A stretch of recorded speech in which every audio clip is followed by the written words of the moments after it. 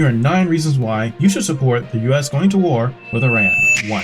Asserting US dominance. The entire globe runs on the dollar, not just because the United States is a powerhouse of trade and technology, but because we have the military to back it up. But the more we refuse to take out bad actors who disrupt trade and general order, the weaker your dollar will become. 2.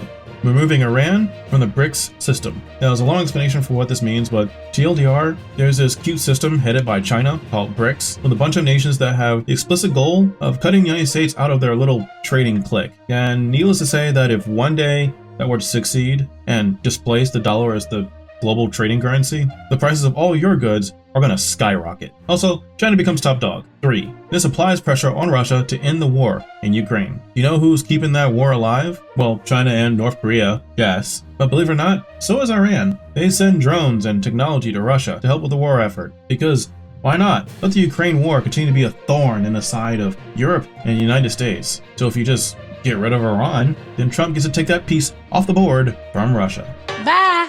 4. Aren't you tired of wars in the Middle East? So am I. And this should be good news for you, because in a way, this is a war to end all wars. Well, kind of. You see, Iran has actively supported terrorism all across the globe for decades now, for both political and religious reasons. Something about trying to destroy Big Satan and bring about the end times. Yeah, that's a whole thing. But unfortunately, it'll never stop until Iran has been knocked down a peg. 5. Oil. Yes, everything's about oil. You guessed it. If you knew that was going to be on the list, congratulations. Go ahead and pat yourself on the back right there. In the case of a successful campaign against Iran, there's a chance we get some of those sweet, sweet natural resources. And that also means less for Russia and China. And if you stay to the end, I'll explain more why I'm going to keep bringing up Russia and China specifically. 6. Iran's nuclear program. I think that one's pretty obvious. No one needs another nuclear power terrorist state. 7. Inflation.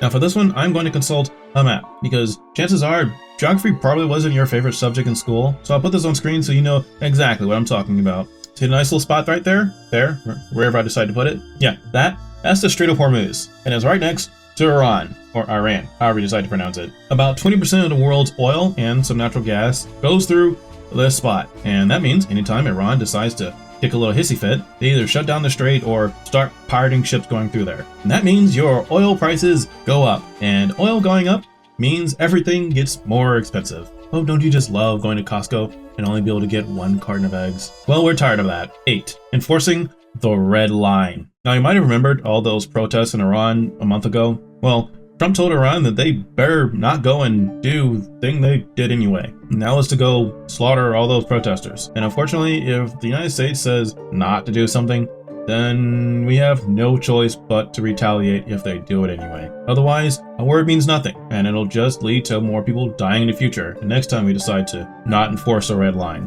Why take us seriously? We don't even take ourselves seriously, right? Not to mention, a lot of these protesters died believing that the United States would come to their aid. Now that we're here, we should do something about that. 9. And this honestly is probably one of the biggest ones, and that's erasing the legacy of the Carter administration. That's right, the president that notoriously gave China favored trade nation status, the president which famously signed a treaty with Panama to gradually give away the Panama Canal which we built, and the president that pressured the deposition of the Shah of Iran back in, I think it was 1979. Yeah, that president. Not everything was great in Iran back then, so I'm not pushing any rosy idea that everything was hunky-dory under the previous Shah, but it was certainly under better leadership than the current batch of terrorist dictators. President Carter was responsible for not backing the Shah, who was friendly to Western interests, and for accelerating his removal, ultimately leading to the power vacuum that made Iran what it is today.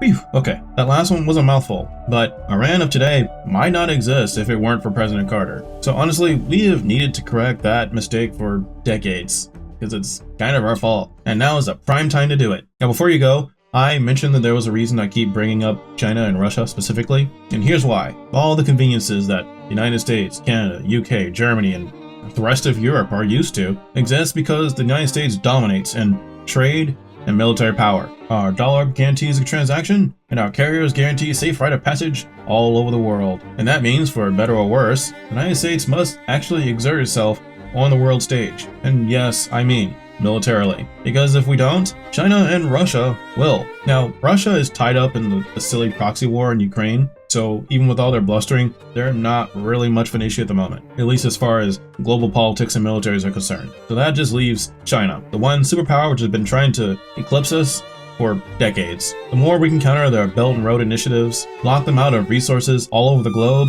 and box them in industrially, politically, and militarily, well, the cheaper your goods will be, or at least they'll be better made. Because China only thinks about China, not in the nation thinks about itself sort of way. I mean, no, they only think about China. And as much as you might hate war and conflict, the moment the United States appears as getting weak and refusing to act, China will happily fill that vacuum. And trust me, you don't want a world order that's not controlled by the United States. Now, if you stuck around this far, I really appreciate it. I normally do cultural and political content like this, and I'd appreciate your follow. But even if not, thank you for stopping by, and I'll see you again next time.